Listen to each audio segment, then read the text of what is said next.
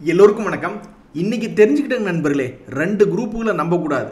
முதல் குரூப்பு இந்த இவிஎம் மிஷின்லாம் கையாண்டு நைஸாக ஒரு குரூப் வந்து ஜெயிக்க போகுதுன்னு சொல்லிட்டு திரியிறானு பார்த்தீங்களா, அந்த மண்ட கசாயங்களை நம்பவே கூடாது. அவனுங்களை நம்பி ஏதாவது ஸ்டாக் போர்ஷன் எடுத்தோம்னா நம்மளுக்கு கும்பாயிடும்.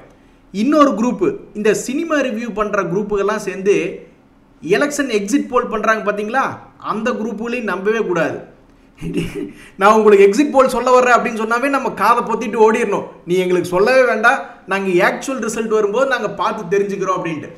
அப்படி ஆக்சுவல் ரிசல்ட் வரும்பொழுது என்ன ஆயிருக்கு இன்னைக்கு அப்படின்னு பார்த்தீங்கன்னா, மார்க்கெட்டே கிராஷ் ஆயிருக்கு.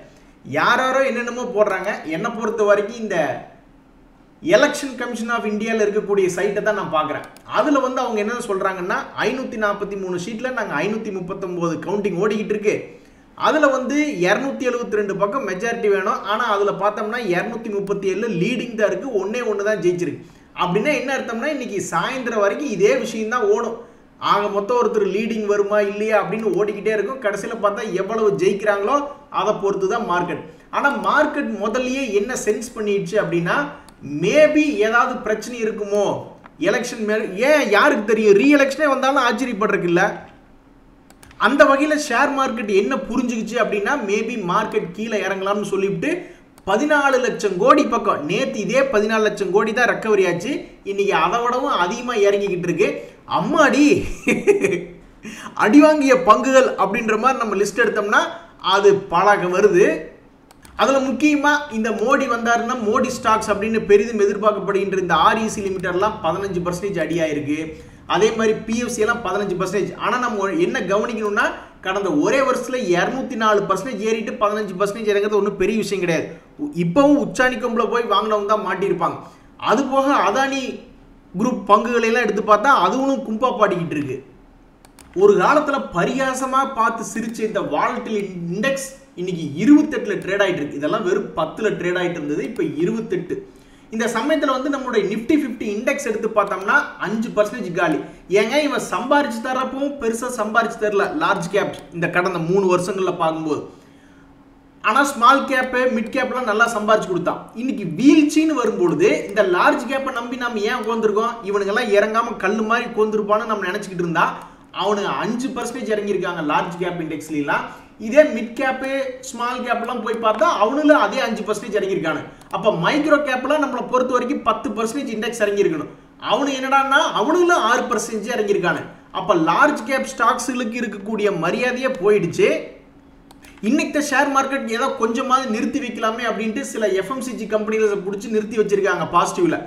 ஆனால் யார் அதிகமாக இறங்கியிருக்காங்க அப்படின்னு பார்த்தோம்னா, இந்த அதானி குரூப் எல்லாம் வந்து கும்பா பாடிட்டாங்க. 15%, 20, 17%, 10% அதானி குரூப் கம்பெனிலாம் பிடிச்சி இறக்கி விட்டாங்க. இப்போதைக்கு தப்பிக்கிறதுக்கு வழியே இல்லைங்க நண்பர்களே. இயற்கையை வந்து நம்ம ரொம்பவுமே அழிச்சு விட்டோம்னா மறுபடியும் இயற்கை தன்னைத்தானே நிலைப்படுத்தி கொள்வதற்காக ஏதாவது ஒரு பிரச்சனையை இந்த உலகத்தில் பண்ணி விடும். நிலநடுக்கமோ சுனாமியோ ஏதாவது ஒன்று வரும் அப்படின்ற மாதிரி சொல்லுவாங்க இல்லையா, அது மாதிரி ஷேர் மார்க்கெட் தொடர்ந்து ஏறிக்கிட்டே இருந்தது.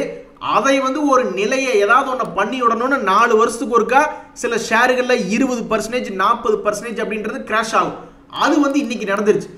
ஆனால் என்னை பொறுத்த வரைக்கும் இது வந்து ஒரு ஃபாலன் நான் பார்க்கறது வந்து ஒரு ஆப்பர்ச்சுனிட்டிக்காக தான் நான் பார்க்குறேன். என்ன காரணம்னா, இந்த மாதிரி ஃபால் நான் ஏகப்பட்டது பார்த்துருக்கேன். ஒரு 5000 பாயிண்ட் தான் இறங்கட்டுமே நிஃப்டி, அதுக்கப்புறம் என்ன ஆகும்? இப்போ ஷேர் மார்க்கெட்டில் என்ன ப்ராப்ளம் வரும் எலெக்ஷனால் அப்படின்னு பார்த்தோம்னா, ரீஎலெக்ஷன் கூட வரலாம், யாருக்கு தெரியும். அப்படி வரும்பொழுது என்ன ஆகும், மறுபடியும் ஒரு நம்பிக்கை அப்படின்றது பிறகுது. சரி, ரீஎலெக்ஷன் வராமல் ஒரு சின்ன மெஜாரிட்டியில் ஒரு குறிப்பிட்ட கட்சி ஆட்சி அமைக்குதுன்னா அப்போ அதுவும் ஓகே தான். அல்லது மைனாரிட்டியாக பல கட்சிகள் சேர்ந்து ஆட்சி அமைக்குது அப்படின்ற மாதிரி இருந்தாலும் என்னை பொறுத்த வரைக்கும் அது ஓகே தான். என்ன ஒரு பிரச்சனைனா, எப்படி பார்த்தாலும் பிஎஸ்யூ ஸ்டாக்ஸுக்கு இப்போதைக்கு கொஞ்சம் விழுந்து அடி வாங்கிட்டு தான் இருக்கான். எலெக்ஷனுடைய அவுட்கம் தான் பியூர் காரணம் இந்த பிஎஸ்யூ ஸ்டாக்ஸ் எல்லாம் கீழே இறங்குறதுக்கு. என்னை பொறுத்த வரைக்கும் என்ன ஒரு எதிர்காலத்தில் பிரச்சனை வரும் அப்படின்றத யோசிச்சு பார்த்தோம்னா, எந்த ஒரு பில்லையும் பாஸ் பண்ண போகலாம் அப்படின்னு பார்க்கும்போது இப்போ நம்ம மெஜாரிட்டி அதாவது என்டிடிவியில் பார்க்கும்போது நல்ல கிராஃபிக்ஸ் நல்லா இருக்கு. இதில் வந்து பார்க்கும்போது 272க்கு மேலே இருக்கணும். இப்போதைக்கு 291. அது பேச பேச குறைஞ்சிக்கிட்டே வருது. நான் இதெல்லாம் 301ல் பார்த்துக்கிட்டு இருந்தேன். இப்போ 291 இருக்கு. ஸோ அப்போ 272 கரெக்டாக அந்த இடத்துல வந்து நிற்கிறாங்க, ஆட்சி அமைக்கிறாங்க அப்படின்னா அப்போ ஒவ்வொரு பில்லையும் பாஸ் பண்றதுக்கு எத்தனை பேர்த்த சமாளிச்சு பாஸ் பண்ற மாதிரி வருது பாருங்க. அப்ப ஆட்சி நடத்துறதே கொஞ்சம் சிரமமாக இருக்கலாம். இதுல வேற சும்மா இருக்காம எஃப்ஐஸ் அவன் வழக்கம் போல நேற்று வித்து வச்சிருக்கலாம் இல்லையா, அவங்க என்ன பண்ணிட்டாங்க, தேவையில்லாம வந்து 6850 கோடிக்கு இந்த மாசத்துல முதல் நாளே தொடக்கும் போதே வாங்கிட்டாங்க.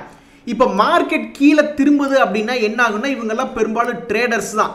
அப்ப பெரும்பாலும் என்ன பண்ணுவாங்கன்னா, ட்ரேடர்களுக்கு நல்லா தெரியும் மேல போகுது அப்படின்னு ஏதாவது ஒரு ஷேர் 100 ரூபாய்க்கு வாங்குறாங்கன்னு வச்சுங்களேன், அது மேல போகாம திரும்பி கீழே இறங்குதுன்னா அப்ப அதை அப்படியே டபுளா விற்பாங்க, பொசிஷனை வந்து இன்க்ரீஸ் பண்ணுவாங்க. ஏன்னா அப்பதானே இந்த லாஸை எடுத்துக்கிட்டு ஏதாவது ஒரு லாபத்தை பார்க்கணும். ஒருவேளை இப்படி திரும்பிச்சுன்னா அப்புறம் மறுபடியும் 400 ரூபாய்க்கு இது வாங்கி பார்ப்பாங்க, அல்லது அதே 200 குவான்டிட்டி பில்ட் பண்ண பார்ப்பாங்க. அப்ப இப்ப என்ன நடந்திருக்குன்னா, நேத்து இவங்க மார்க்கெட் ஏறுன்னு சொல்லி வாங்கியிருக்காங்க, ஆனா மார்க்கெட் கீழே திரும்பும் பொழுது மேபி இந்த எஃப்ஐஸ் வந்து மறுபடியும் செல்லிங்க்கு ஒரு மாசமாகவோ அல்லது கடந்த 2-3 மாதமாகவோ செல்லிங்லேயே இருந்திருக்காங்க. பார்த்தீங்களா 42,000 கோடி 35,000 கோடின்னு, அதே மாதிரி மறுபடியும் செல்லர்ஸா மாறக்கு ஒரு வாய்ப்பு இருக்கு. ஸோ இதுவும் இந்த எலெக்ஷன் ரிசல்ட்னால நம்ம ஷேர் மார்க்கெட்டுக்கு வரக்கூடிய ஒரு பாதிப்பு. இன்னைக்கெல்லாம் நிறைய வாட்ச் லிஸ்ட்ல நான் பார்த்துக்கிட்டு தான் இருந்தேன். மீடியாக்கள் ஏதாவது ஸ்டாக்ஸ் டிஸ்கஸ் பண்றாங்க அப்படின்னா எலெக்ஷன் ஓரியன்டா ஸ்டாக்ஸ் டிஸ்கஸ் பண்ணிட்டு தான் இருக்காங்க. பட் எனக்கு வந்து எந்த விதமான நம்பிக்கை இல்லை. அதாவது எதிரில் வந்து தீ எரிஞ்சுக்கிட்டு இருக்கு, அதனால செருப்பு போட்டு காலை வச்சாலும் சரி, செருப்பு போடாம கால் வச்சாலும் சரி, அந்த ஹீட் வரதான் செய்யும். அதனால மேபி இன்னைக்கு லோயர் ஃப்ரீஸ் ஆகுது மார்க்கெட் அப்படின்னா கூட ஏதாவது பொசிஷன் பில்ட் பண்றதுக்கு ஒரு நல்ல வாய்ப்பு. பட் 500 பாயிண்ட் 1000 பாயிண்ட் இறங்குறதெல்லாம் என்னை பொறுத்த வரைக்கும் கும்பா அப்படிங்கிறதா. இங்க பாத்தீங்களா, காலையில யாராவது ஒருத்தர் சரி 500 பாயிண்ட் இறங்கிடுச்சு, நீ எங்க போய் அது இறங்க போகுதுன்னு சொல்லி வாங்கியிருந்தாங்கன்னு வச்சுங்களேன், இப்ப ஆல்மோஸ்ட் 1000 பாயிண்ட் காலி. அதனால உங்ககிட்ட இருக்கிற பணத்தை பொன் போல பாதுகாத்து கொஞ்சம் கொஞ்சமா இறக்கி விடுங்க. மொத்தமா கொண்டு இறக்கி விட்டுட்டு கடைசியில ஒவ்வொரு ஏவரேஜ்லயும் வாங்குறதுக்கு பணம் இல்லாம போயிடாதீங்க. ஷேர் மார்க்கெட்ல எது வேணாலும் நடக்கலாம். நேத்து பாருங்க இந்த அமெரிக்கன் ஷேர் மார்க்கெட்ல என்ன நடந்திருக்கு அப்படின்ட்டு. வாரன் பஃபட் மிகப்பெரிய ஆள், அவருடைய கம்பெனி பெர்க்சைர் ஹாத்வே அப்படின்றது, அந்த ஸ்டாக்ல வந்து இந்த பக்கம் பையர்ஸ் இருக்காங்க, செல்லர்ஸ் இருக்காங்க. திடீர்னு அந்த எக்ஸ்சேஞ்சில் ஒரு ப்ராப்ளம் ஆயிடுச்சு. அப்ப என்ன ஆகுது, சில ட்ரேட்ஸ் ரெக்கார்ட் ஆகுது. என்ன ரேட்ல ரெக்கார்ட் ஆகுது, ஒரு உதாரணத்துக்கு 100 ரூபாய் இருக்கக்கூடிய ஷேர்னுடைய லோ வந்து 99 ரூபாய் கீழே இறங்கி வெறும் 1 ரூபா தான் இருக்கு அப்படின்ற மாதிரி அந்த 1 ரூபாயில சம் ட்ரேட்ஸ் நடந்துருச்சு. இதுக்கு முக்கிய காரணம் இந்த பக்கம் பை போட்டிருக்கிறவங்களுடைய ஆர்டர்ஸ் எல்லாம் வேனிஷ் ஆயிடுச்சா என்ன அப்படின்றது தெரியல. ஸோ ஷேர் மார்க்கெட்ல என்ன வேணாலும் நடக்கலாம், நம்ம ஷேர் மார்க்கெட்ல என்ன வேணாலும் நடக்கலாம். லோயர் ஃப்ரீஸ் கூட போய் ஆகலாம். அப்ப அந்த மாதிரி லோயர் ஃப்ரீஸ் போய் ஆகுதுன்னா என்னை பொறுத்த வரைக்கும் அது பயப்படுற இடமா தெரியல. என்னை பொறுத்த வரைக்கும் 20,000 அப்படின்றது வந்துச்சுன்னா இந்த வருஷத்துல அது ஒரு சப்போர்ட் பாயிண்டா தான் பாக்குறேன். 19,000 வந்ததுனாலும் அதுவும் நான் ஒரு சப்போர்ட் பாயிண்டா தான் பாக்குறேன். என்ன இந்த உச்சாணி கொம்புல வாங்கினவங்களுக்கு மட்டும்தான் கும்பல கட்டி கும்பா அப்படின்ற மாதிரி ஆயிப்போச்சு. அது வந்து லாங் டேர்ம்ல வாங்கியிருந்தாங்கன்னா என்னை பொறுத்த வரைக்கும் ஒரு கவலைப்பட வேண்டிய இடமே இல்லை. ஏங்க நம்ம எந்த பார்ட்டி வந்தா என்னங்க, 2030 இப்ப வேற ஒரு பார்ட்டி வந்துருச்சுன்னா நம்மளோட இந்தியாவை குப்புற கம்தீரும் அப்படின்ற மாதிரி அர்த்தமா? அப்படி கிடையாது. ஸோ என்னை பொறுத்த வரைக்கும் 2030 2040 நோக்கி வாங்கினவங்களுக்கு இது வந்து ஒரு பிரச்சனையா தெரியல. பட் ஷார்ட் டைம்ல பணம் பார்க்கணும்னு நினைச்சவங்களுக்கு மட்டும் என்னை பொறுத்த வரைக்கும் மணி லாக் ஆன மாதிரி தான் தெரியுது தற்போதைய நிலவரப்படி. யாருக்கு தெரியும், 3 மணிக்கு வந்து எப்படி வேணாலும் மாறலாம். ஏதோ ஒரு பார்ட்டி வரட்டும், இந்த பக்கம் இருக்கிற பார்ட்டி 272க்கு மேல இருந்தாலும் சரிதான், அல்லது இந்த பார்ட்டி 225 இருந்து 300க்கு வந்தாலும் சரிதான், யாராவது ஒருத்தர் வாங்கடா சாமிகளா அப்படின்ற மாதிரி தான் என்ன இருக்கு. இந்த சமயத்தில் நேத்தெல்லாம் நான் பேசாம இருந்திருக்கலாம். 90s கிட்ஸுக்கு கல்யாணம் ஆகிறது பெரிய விஷயமா இருக்க வேண்டிய இந்த காலத்துல காட்டுக்குள்ள ஒரு அழகான கேர்ள் ஃப்ரெண்டு கிடைப்பாங்களா, அப்புறம் வீட்டுக்குள்ள வந்தோடனே இன்னொரு அழகான கேர்ள் ஃப்ரெண்டு ஐயோ அப்படின்ற மாதிரி ஆயிப்போச்சு இன்னைக்கு என்னுடைய நிலைமை. சரி பரவாயில்ல, இன்றைய தகவல் அனைத்தும் உங்களுக்கு உதவியா இருந்ததுன்னு எனக்கு சந்தோஷம் தான். ரொம்ப நன்றி, வணக்கம்.